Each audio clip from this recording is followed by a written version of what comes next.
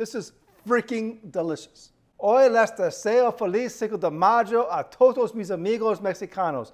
Aquí les tengo una tequila espresso martini para ustedes. To make the tequila espresso martini, of course you're going to need espresso, 1.5 ounces worth, cold espresso.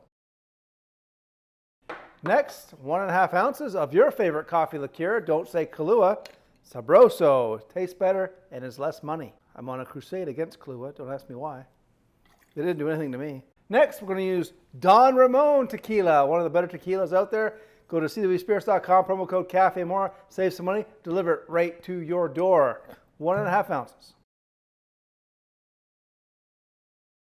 The perfect pour. Next, and put some ice in this shaker. Look at that. Now, a lot of people will put 3 beans of espresso on, 3 espresso beans on here.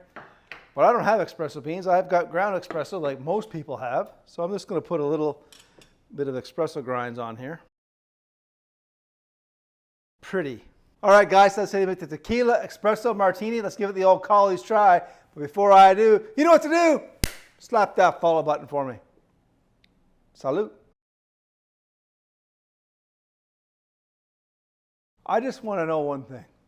Is there anything tequila can't do?